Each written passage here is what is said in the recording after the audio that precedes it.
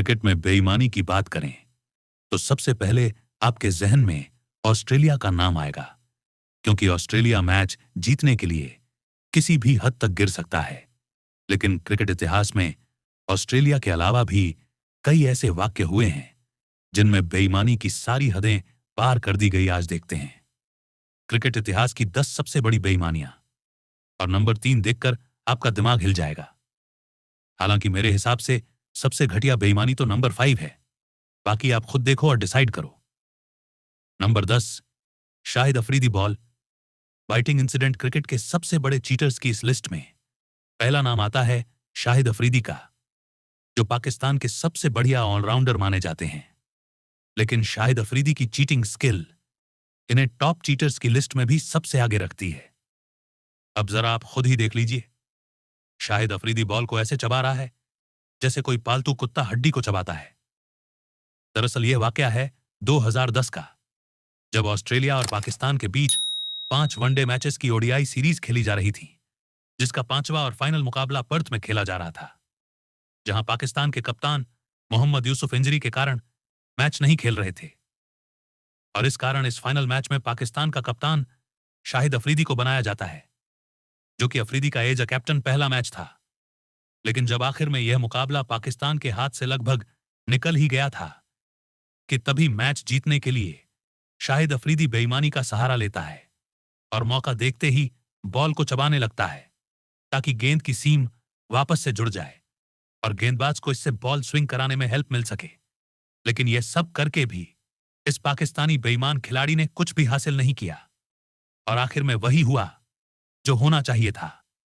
Match referee ने कैमरे की हेल्प से अफरीदी की इस हरकत को पकड़ लिया और ग्राउंड अंपायर को इसकी खबर दी, जिसके बाद ग्राउंड अंपायर ने बॉल को चेंज कर दिया और इसके बाद अफरीदी को अगले 2 मैचों के लिए सस्पेंड कर दिया गया।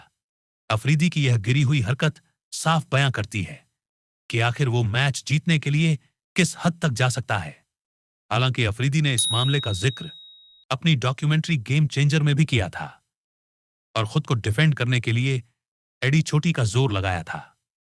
वैसे तो शाहिद अफरीदी अक्सर ही भारत के खिलाफ जहर उगलता रहता है, यहां तक कि हाल ही में ही उसने हमारे प्राइम मिनिस्टर के लिए भी बहुत ही खराब शब्दों का इस्तेमाल किया। हालांकि इसके बाद हमारे इंडियन प्लेयर्स ने भी अफरीदी को जमकर लताड़ा। वहीं हरभजन सिंह और गौतम गंभीर ने तो अफरीदी को अपनी औकात में रहने की वार्निंग भी दे दी और इसके साथ ही अफरीदी से अपनी दोस्ती भी तोड़ दी। और अगर कायदे से देखा जाए तो अफरीदी है भी इसी लायक। अभी हाल ही में भारत और पाकिस्तान के बीच जब जंग के हालात बन गए थे, तो सीज फायर के बाद भी अफरीदी ने बहुत सारी रैलियां निकाली और पाकिस्तान को उस जंग का विजेता घोषित कर दिया। हालांकि भारत में ऐसा कुछ नहीं हुआ और भारतीय सेना ने पाकिस्तानी आतंकी अड्डों पर चुनचक्कर बम गिराए और आतंकियों के अड्डे को नेस्तनाबूद कर दिया। अब आता है नंबर 9, द चीटिंग ऑफ 1981। हमारी इस लिस्ट में नंबर 9 पे आता है क्रिकेट इतिहास का सबसे बड़ा चीटिंग मोमेंट, जिसने न सिर्फ किसी एक इंडिविजुअल टीम को बदनाम किया, बल्कि इस इंसिडेंट ने पूरे क्रिकेट जगत को शर्मिंदा कर दिया। जी हां, हम बात कर रहे हैं 1981 के अंडरआर्म इंसिडेंट की, जहां ऑस्ट्रेलिया की तरफ से क्रिकेट इतिहास का सबसे बड़ा बेईमान सामने आया और उसका नाम था ग्रेग चैपल। जी हां, बेशक ही ग्रेग चैपल एक महान प्लेयर थे, लेकिन उनकी एक गिरी हुई हरकत ने उनकी लेगसी पर हमेशा हमेशा के लिए दाग छोड़ दिया। दरअसल 1 फरवरी 1981 में ऑस्ट्रेलिया और न्यूजीलैंड के बीच में Benson and hedges world series cup का तीसरा और फाइनल मैच खेला जा रहा था। शुरुआती 2 फाइनल्स में एक न्यूजीलैंड और वहीं दूसरा ऑस्ट्रेलिया जीत चुकी थी। ऐसे में यह बेहद ही अहम मुकाबला था और इस क्रूशियल मुकाबले का अंत भी कुछ ऐसा हुआ कि यह मुकाबला क्रिकेट जगत में हमेशा के लिए यादगार बन गया। इस फाइनल मुकाबले में न्यूजीलैंड को मैच टाई कराने के लिए आखिरी गेंद पर 6 रनों की जरूरत थी कि तभी ग्रेग चैपल अपने छोटे भाई ट्रेवर चैपल से अंडरआर्म बॉल डालने को बोलते हैं, जिसे आप यहां पर साफ साफ देख सकते हैं। हालांकि ऑस्ट्रेलिया के विकेट कीपर अंडरआर्म बॉल डालने के लिए मना करते हैं, लेकिन ग्रेग चैपल किसी की नहीं सुनते और इस तरह ट्रेवर चैपल को मजबूरी में अंडरआर्म बॉल डालनी पड़ती है, जिसके बाद बैट्समैन ब्रैन मैकेनिक का गुस्सा भी आप साफ साफ देख सकते हैं। कंगारू टीम यह मैच 6 रन से जीत तो जाती है, लेकिन क्रिकेट जगत में चैपल भाइयों की बड़ी बदनामी होती है और अखबारों में इस घटना को क्रिकेट का काला चैप्टर और शर्मनाक करतूत जैसी हेडलाइन के साथ पेश किया जाता है। आप क्रिकेट रूल्स के पन्नों में भी साफ देख सकते हैं कि अंडर आर्म बॉल कोई भी बॉलर नहीं फेंक सकता। हालांकि इस मैच के बाद क्रिकेट में अंडर आर्म बॉल को टोटली बैन कर दिया गया। Media I think purpose next है number 8 sand paper get candle. इस लिस्ट में नंबर 8 पर एक नहीं बल्कि 3 बेईमान खिलाड़ियों का नाम आता है। अब आप समझ ही गए होंगे कि मैं यहां पे किसकी बात कर रहा हूं।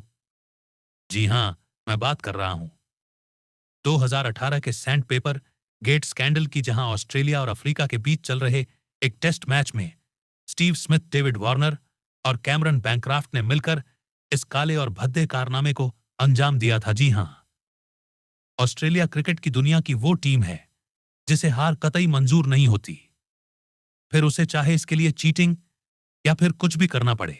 दरअसल इस मैच में भी कुछ ऐसा ही हुआ था। जब ऑस्ट्रेलिया को लगने लगा कि अब मैच हाथ से फिसलने लगा है, तभी स्टीव स्मिथ, डेविड वार्नर और बैंक्राफ्ट ने मिलकर बॉल टपरिंग की प्लानिंग बनाई, जिसे अंजाम देने का जिम्मा कैमरन बैंक्राफ्ट को सौंपा गया। और फिर क्या था? जो हुआ उसे आप खुद साफ साफ देख सकते हैं कि कैसे गेंद को चमकाने के लिए उस पर सैंड पेपर रगड़ा जा रहा है। हालांकि कैमरे की नजरों से यह लोग बच नहीं पाए और इस घटना के बाद आईसीसी के मैच रेफरी एनडी पाइक्राफ्ट द्वारा बनक्राफ्ट पर लेवल 2 के अपराध का भी आरोप लगाया गया, जबकि स्मिथ पर खेल भावना के साथ खिलवाड़ करने का आरोप लगाया गया। मैच के बाद प्रेस कॉन्फ्रेंस में इन सबको अपने आरोपों को एक्सेप्ट करना पड़ा, जिसके बाद क्रिकेट ऑस्ट्रेलिया द्वारा स्टीव स्मिथ और डेविड वार्नर पर 1 साल का बैन लगा दिया गया। वहीं उन्हें आईपीएल से भी सस्पेंड कर दिया गया। सो बेसिकली 1 साल तक उन्हें पूरी दुनिया से क्रिकेट से बैन कर दिया गया। वहीं बैंक्राफ्ट पर भी 9 महीने का बैन लगाया गया। बॉल टपरिंग के इस इंसिडेंट ने पूरी दुनिया में खूब सुर्खियां बटोरी थीं, और जब ऑस्ट्रेलियाई खिलाड़ी इस इंसिडेंट के बाद पहली बार ऑस्ट्रेलिया पहुंचे तो वहां पर प्रेस ने उन खिलाड़ियों की बहुत बेइज्जती की। यहां तक कि स्टीव स्मिथ की रोने की वीडियोस सोशल मीडिया पर खूब वायरल हुई। अब आता है नंबर 7 आईपीएल स्पॉट फिक्सिंग। इस लिस्ट में अगला चीटिंग मोमेंट आता है 2013 के स्पॉट फिक्सिंग स्कैंडल से। जी हां, यह वही मैच फिक्सिंग इंसिडेंट था जिसमें जैसी दुनिया की टॉप लीग भी खतरे में आ गई थी। यहां तक कि राजस्थान रॉयल्स और सीएसके की टीम को 2 साल तक के लिए सस्पेंड भी कर दिया गया था, जिसकी वजह थे यह कुछ चुनिंदा खिलाड़ी, जिसमें श्रीसंत जैसे बड़े खिलाड़ी भी मैच फिक्सिंग की चपेट में आ चुके थे। बता दें कि श्रीसंत सट्टेबाजों को ग्राउंड से अपनी टॉवल के इशारे से सिग्नल पहुंचा रहे थे, लेकिन दिल्ली पुलिस ने कुछ बुकीज के फोन ट्रैक करके उनके बीच हुई संदिग्ध बातचीत को रिकॉर्ड कर लिया, जिससे कुछ खिलाड़ियों और सट्टेबाजों के बीच हुई बातचीत का खुलासा हो गया और इस तरह सारा खेल सबके सामने आ गया। जिसके बाद दिल्ली पुलिस ने राजस्थान रॉयल्स के 3 गेंदबाज एस श्रीसंत, अंकित चौहान और अजीत चंदीला को सट्टेबाजों के साथ मिले होने के आरोप में गिरफ्तार कर लिया। वहीं 1 हफ्ते बाद ही चेन्नई सुपर किंग्स के टीम प्रिंसिपल और बीसीसीआई अध्यक्ष एन श्रीनिवासन के दामाद गुरुनाथ मय्यप्पन को धोखाधड़ी के आरोप में गिरफ्तार कर लिया गया। इसके अलावा राजस्थान रॉयल्स के मालिक और शिल्पा शेट्टी के हस्बैंड राज कुंद्रा ने भी आईपीएल के मैचों पर सट्टेबाजी के आरोप को कबूल किया था, और इस तरह यह इंसिडेंट आईपीएल के साथ साथ इंडियन क्रिकेट के इतिहास के लिए एक काला अध्याय बनकर सामने आया। नेक्स्ट है number 6 the great cheating of wicket keeper.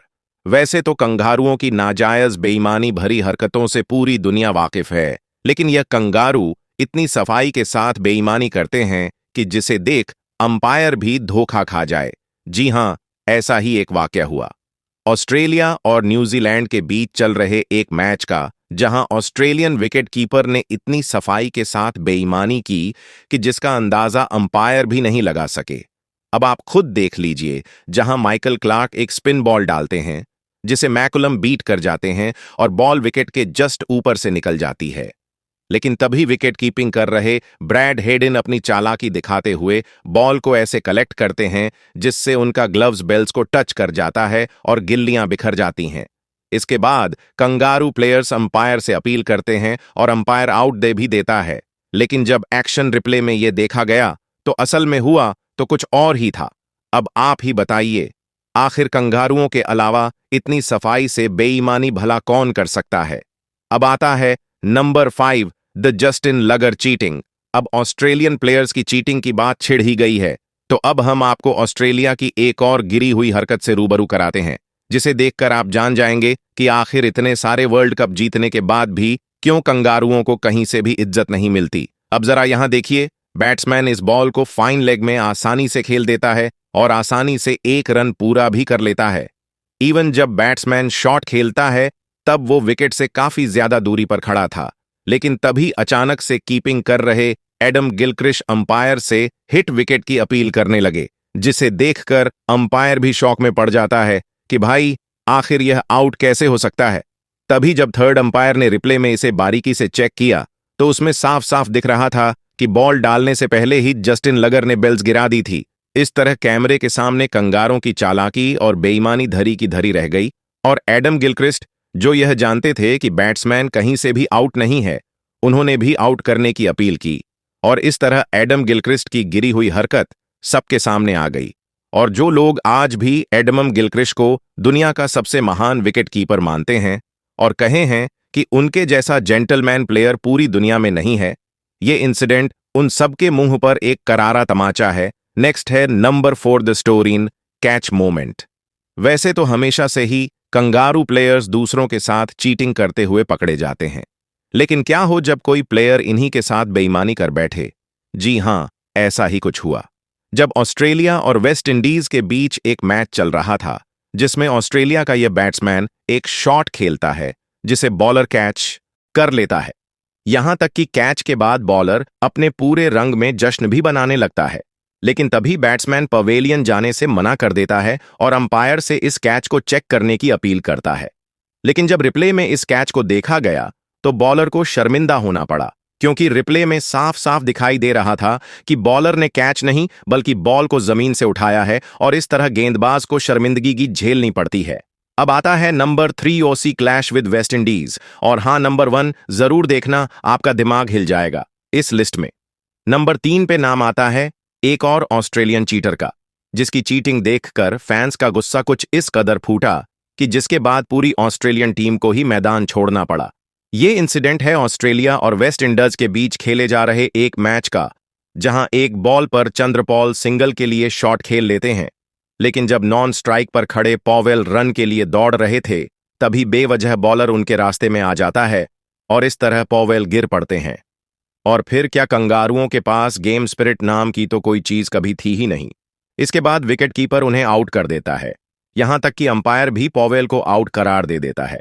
वहीं अगर रिप्ले में देखा जाए तो साफ दिख रहा था कि बॉलर पॉवेल के रास्ते में जानबूझकर आया था, क्योंकि यह क्रिकेट के खेल में जिस कदर बॉलर बैट्समैन के सामने आकर टकराया, उसे देखकर ऐसा लगता है कि जैसे यह बॉलर क्रिकेट के पिच पर फुटबॉल खेलना चाह रहा हो। हालांकि इस हरकत का खामियाजा तो कंगारुओं को तब भुगतना पड़ा जब इस चीटिंग के चलते वेस्ट इंडीज के फैंस भयानक गुस्से में आ गए, और गुस्से में आकर उन्होंने ग्राउंड पर ही बोतलें फेंकना स्टार्ट कर दिया, जिसके बाद मैच को रोकना पड़ा और ऑस्ट्रेलियन प्लेयर्स जान बचाकर ग्राउंड से भागने लगे। यहां तक कि एक बोतल तो स्टीव वॉक के सिर पर भी जाकर लग गई। अगर देखा जाए तो वेस्ट इंडीज फैंस ने कंगारुओं के साथ बिल्कुल सही सलूक किया था, क्योंकि यह लोग अक्सर ही बेईमानी करते हैं और इतनी सफाई से बेईमानी करते हैं कि अंपायर्स भी पकड़ नहीं पाते। लेकिन असल मायनों में यह इनकी सोची समझी एक प्रॉपर प्लानिंग होती है। मैंने वीडियो के शुरुआत में ही कहा था कि नंबर 3 मेरा फेवरेट है। आपकी क्या राय है? कमेंट में जरूर बताना। अब आता है नंबर 2, वेट्स चीटिंग। अगर अब तक के क्रिकेट इतिहास के कुल चीटिंग इंसिडेंट देखे जाएं तो 10 में से 9 इंसिडेंट ऑस्ट्रेलिया टीम के ही निकलेंगे।